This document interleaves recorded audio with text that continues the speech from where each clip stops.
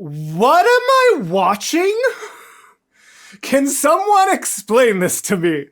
Because, dear Lord.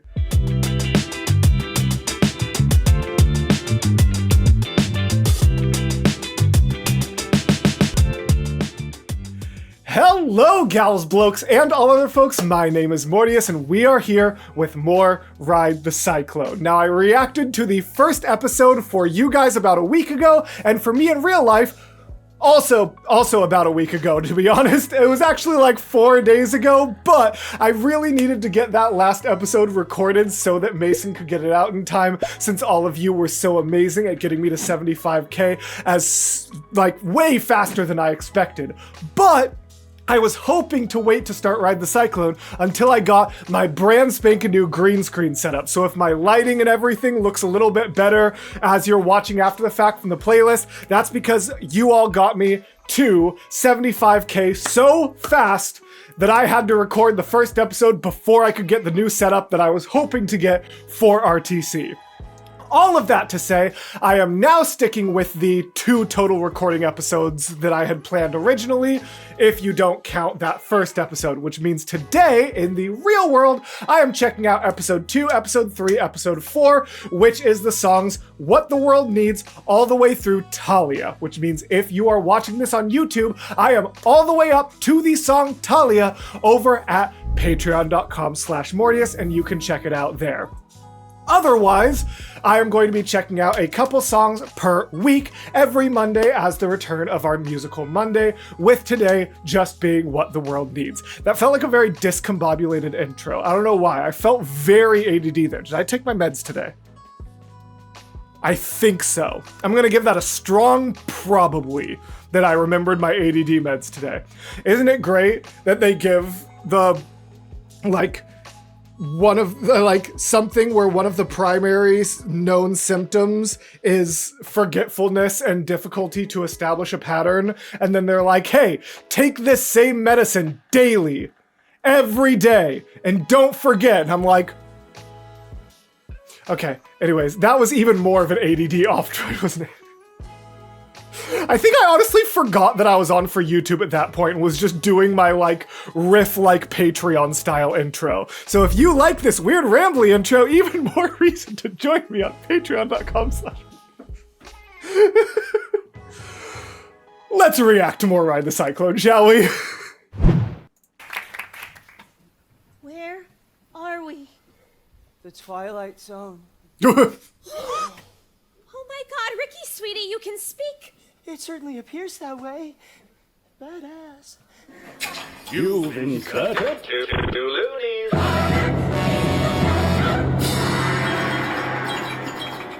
Greetings, children. Is this It's Karnak? time to play. So this is like, I thought when they established the beginning that, like, these kids are gonna die, I thought the show was still gonna be like the leading up to that point, like showing their lives up until the moment of death, and then it would end with death, kind of like Hamilton spoilering and me, I'm the fool that shot him at the very beginning, and then that's how the show ends, kind of like that circle kind of vibe. But it seems like this is post-death, like they're in the afterlife, and the person with the disability couldn't speak before, but he was in a choir? I'm curious. I've also been told by patrons after the first episode that there is some questionable disability rep in this, so we'll see how much I decide to get into that. But I know I made the joke in the first, or not the joke, but I like commented in the first episode. I'm like, oh, look, he has walkers. That's great disability rep. And some of my patrons were like, maybe not great disability rep. I'm like, good to know. Play? What is this? Who are you? Meet Ocean O'Connell Rosenberg. Catchphrase? Democracy rocks! Yeah, most of the time, when it works. Your catchphrase.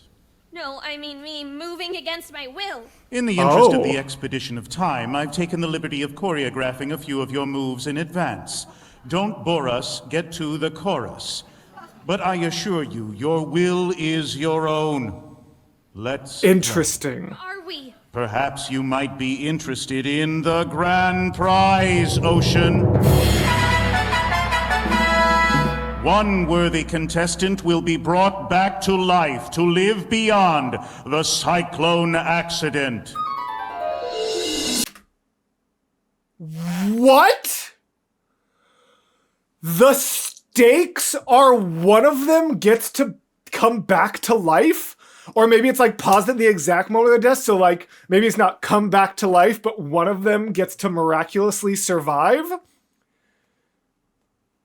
I'm baffled.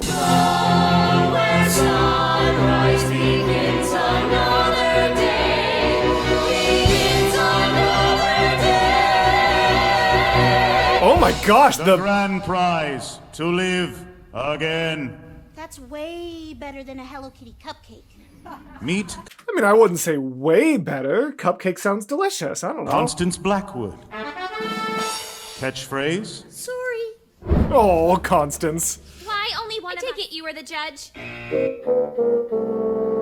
It appears Ocean O'Connell Rosenberg has used up the group's 3 questions for this evening. Oh, even in death I can't escape her. She's followed me into the afterlife. Well, do I know him? Why does he look familiar? I can't escape her. She's followed me into the. Nope, not the same person, but I know exactly why he looks familiar. Because he came in with the voice and the facial expression of the side profile, not when he turned face on, but with the side profile and the voice, Neville Papperman energy, and no one can convince me otherwise. Look at that face right there. Carly Shay, you will rue the day! Completely. No one can tell me otherwise. Me to the afterlife. Well played, Satan. Well played. Oh, okay. Meet Noel Gruber. Noel? Aspiring poet laureate. Catchphrase. Being the only gay man in a small rural high school is kind of like having a laptop in the Stone Age. I mean, sure, you can have one, but there's nowhere to plug it in. Oh.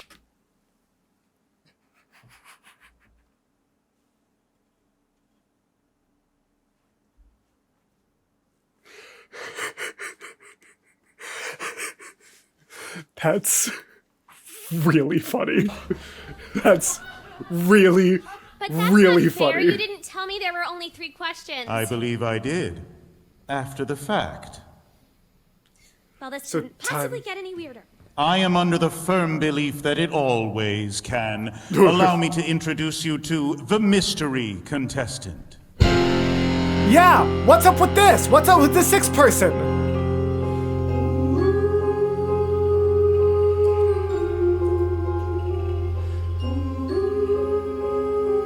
Okay, your acting is incredible.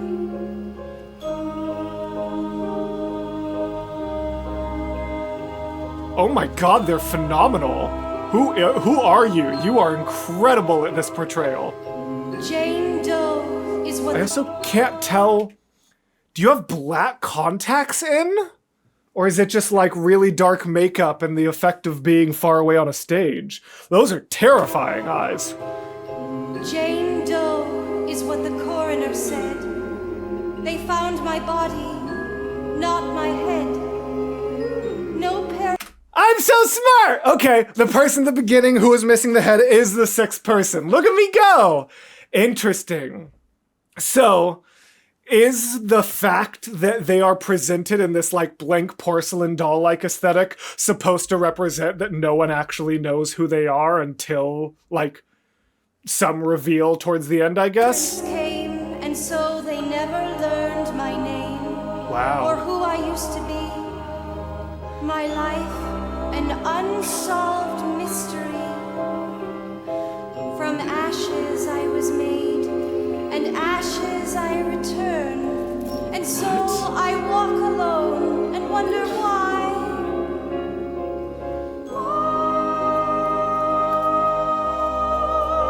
Okay. And the other actors providing these background notes is really cool, creates such a good ambiance. Oh my gosh.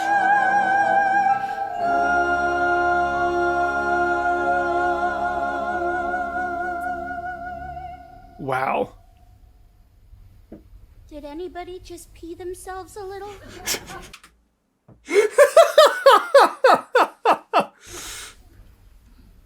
Me neither. Oh, Constance. Do you want to brush my dolly's hair? There's no... It doesn't have a head. Out right now. Do you want to know what really freaks me out? Not having a head. Not really, ever at all, really. Sorry. Meet Jane Doe. Catchphrase. When a lioness has children, she stops making love to the lion. The lion gets jealous. Sometimes so jealous, he eats the children. You'd think this would upset the lioness. Far from it. They make love again like the children never existed. I find that idea terrifying.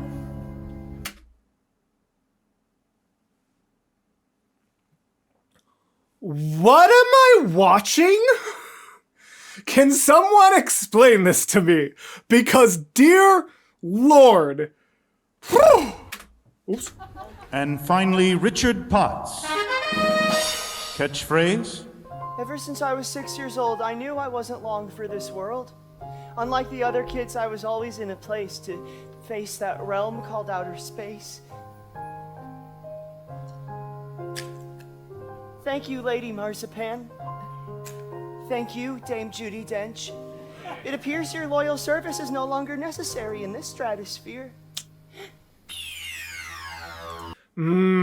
Interesting. So I wonder if, like, the quote-unquote poor rep that I was being potentially warned about is just the generally, like, questionable concept of, like, your disability is something that you are relieved of in a perfect world instead of just being, like, a part of you. Or the fact that, like, this clearly now isn't actually a disabled actor. Interesting. Game on. No, I thought the other guy was the game man. Ocean could never shake the feeling she was the white sheep of her family. Not Only the at the white age of sheep. 8 when she found amongst her parents' record collection an album called Up With People. The cloying positivity of this pro-capitalist gaggle of teen crooners brought tears to her eyes. So she's like... She rebelled against the concept of the far leftist kind of hippie communal ideals and became a hyper-competitive... That's so interestingly, like, semi-backwards from what you would expect, but I'm guessing that's kind of the point of the character. Interesting. Perhaps the peppiest thing Halliburton has ever produced. High school president, straight A student, Ocean O'Connell Rosenberg. Yeah, we all know Most someone like that. successful girl in town. I am the best by any metric of society. I get that. But if that is how worth is measured, I want no part in it. Look. I don't believe you one bit. Left-wing. Some of us are right-wing, but the last time I checked, it takes 2 wings to fly. We are community. We are family. We are the world. Ocean O'Connell Rosenberg heroically concedes. She does what? I respect you taking the moral high ground.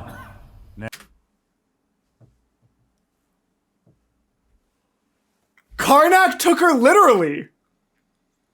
So is she actually out?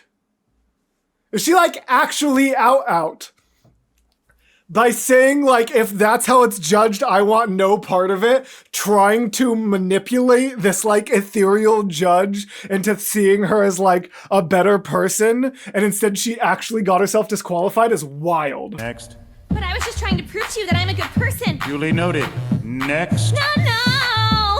I'm urging you to make the responsible choice here for the betterment of humanity. What the world needs is people like me to keep it all spinning around. I'm the mover, I'm the shaker, I'm the headline maker. I get it. Where is this coming from? This is amazing. This is so groovy. Hold on. That no is a really good vocal control in that I'm urging you to make the riff. responsible choice here for the betterment of humanity. What the world needs is people like me to keep it all spinning around. I'm the mover, I'm the shaker, I'm the headline maker. I get it, I get up, and no one's gonna keep me down. Okay, it's clear I'm the top of this class. These folks here, well, they pump the gas. Fetch me a coffee, shine my shoes. Tell my of us are winners, some were born to lose. You got the sand. Jesus! Then, like, listen to, like, the way the music... Hold on. I'm focusing so much on the lyrics, I'm wanting to absorb this absolutely fascinating story. But also, like, I want to give a little bit of specific notice to, like, listen to, like... These folks here while they pump the gas. Fetch me a coffee, shine my shoes. Some of us are winners, some were born to lose. You got the... They're just like, da-da-da-da-da-da-da-da-da-dun. Like, that's... It's so, like... It's so good how... when she's not talking about herself is when there's a little bit more like, some of us are winners, some are born to lose. Like, it's weirdly, ironically backwards that, like, some of us are winners is on a monotone and then born to lose is on more of an interesting thing. Sandwich artist, the security guard, the Walmart greeter with an overdrawn credit card. He smokes ganja, ooh, it's so groovy to stay at home and watch another Will Smith movie. She serves me Coke and a medium fries, and no thanks, I don't want it supersized, cause that's low class, diabetes in a cup. Keep your head down and things will look up. What the world needs is people like me to keep it all spinning around. I'm the mover, I'm the shaker, I'm the headline maker. I get up, she gets up, I get up, and no one's gonna keep me down. Seriously? This one here, he's raring to fail. He'll rob a 7-Eleven and go straight to jail. This is actually really cool. I think this is incredible writing. The way that, like, they are using this song as effective character establishment for everyone without it feeling excessively like exposition, because it's not like if Karnak had just done another instance where it was like, this person's this person's this person's this person's this. Like, we already had that a little bit with the catchphrases. It would have been too much to do it again. But now her, like, trying to lift herself up by highlighting the flaws and perception of everyone else is a really interesting way to show us as an audience who and what all of these characters truly are. Does that make sense? That's really cool. Maybe steal hubcaps, maybe steal booze. Expressing himself with his homemade tattoos. Soccer mom, minivan, 4 little brats, no steady man. Do we really need another organ donor? Maybe that was a little harsh. Love you. Do we really need another organ donor? Is wild work, actually. That's bonkers. Candy Crush, he's a real sweet kid, but his brains are mush. And what's he gonna do? Solve a Rubik's Cube? How long's he got if we feed him through a tube? What the world needs is people like me to keep it all. Jesus, girl. The mover, I'm the shaker, I'm the headline maker. I get up, I get up, and no one's gonna keep me down. And what about... And as we move through... He didn't highlight... What was the only gay guy in a sea of small town? What was his name? I don't remember. But she didn't specifically highlight him. I wonder if, like, since he's also kind of preppy, pompous, if he has a little bit more of her respect. Ooh!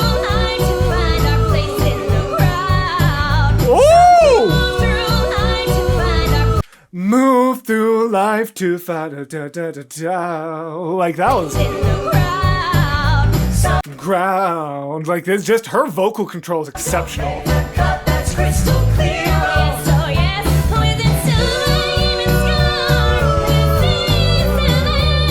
I'm sorry, imagine physically jumping up and down multiple times and then belting. Wow!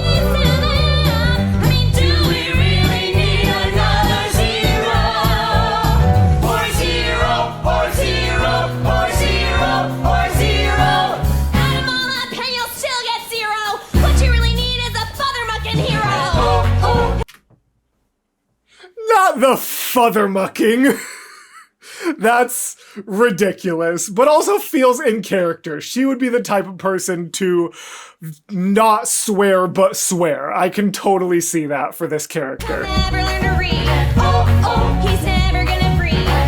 Going to jail guaranteed, and she's a freaky monster. Yes, there's a problem. I'm the solution. Darwin had a theory called evolution. He put it into words, but it's plain to see we need a little less of them, a little more of me. What the world has all these feels.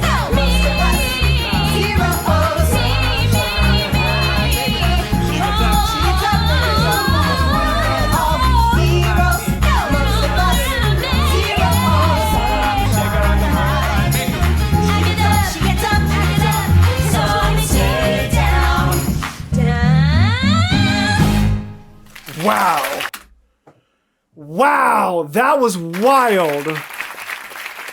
Oh, there's a little bit of dialogue left in this episode, according to one of my editors anyways. Okay, let's still talk about that for a moment before we get the last little bit of dialogue. Episode's not over yet. There's still a little more reaction left.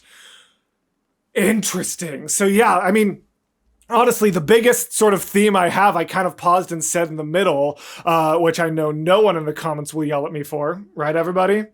Right, everybody?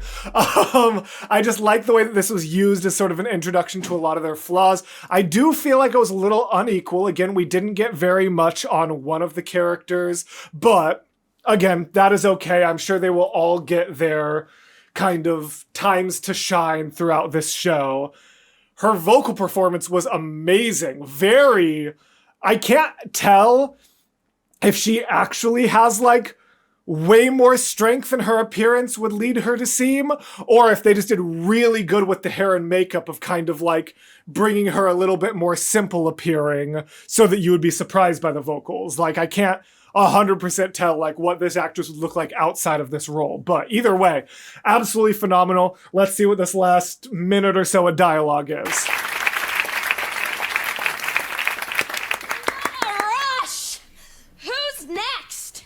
Perhaps now would be a good time to say that whoever is brought back to life will be brought back by a unanimous vote from each and every member of the choir.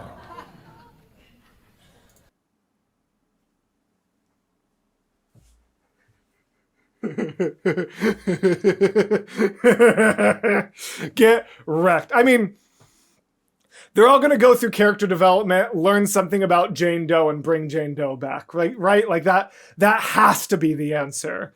They have to, but how if she was decapitated? Okay, maybe not, but that's still my theory somehow. What? Whoever comes back needs a unanimous vote from the choir. But if I would have known that... You wouldn't have called every one of your potential judges a loser, crowing about your superiority in song, culminating in you standing on top of them in a human pyramid? That did strike me as an unorthodox strategy. What? What? You just told your best friend that her greatest achievement in life will be to become an organ donor. I'm usually a melody person, less of a lyric person, truthfully. Organ donor, is that what you said? I was in the moment. Everyone's like that. Like, everyone knows someone like that. I love that. I'm more of a melody person than a lyric person. That's hilarious. Also, look at like the hands on his totally Neville. Sorry, Constance, I didn't mean. That's okay. It kinda really super hurt, but... Do you want to know what I find kind of really super hurts? Maybe later, thanks. Sorry. Oh, sorry and run out. Yeah, that's the ending. Okay. I totally understand why that little bit of dialogue should have been included in there. Shout out to one of my incredible editors, Morgan. They very rarely actually edit videos for this channel. They are more so a editor on my secondary channel, Open Arms Reactions, as well as the primary editor for my co-host, Casper, but they still serve an invaluable part of this channel when I need little things here and there, and they are also the person responsible for helping me know where to break up these episodes of Ride the Cyclone. So big shout out and all of the love in the comments and premiere chat to Morgan. And now, if you are a patron, we're going to continue to the next bit. If you're not a patron, consider joining us over there. And if you're not a patron and you're not going to consider joining us over there, then that is okay, because you only have to wait 7 days. Really, this is like a 30-minute episode. You have to wait like 6 days, 23 hours, and 30 minutes for the next episode. That's less than a week. So I will see you guys next Monday. But like I mentioned, I'm going to be going all the way up to the halfway point of the show over on Patreon today. So please consider joining if you want to support me there. Otherwise, continue supporting me here. It still means a lot. And as always, gals, blokes, and all other folks, I will see you in the next video. Goodbye.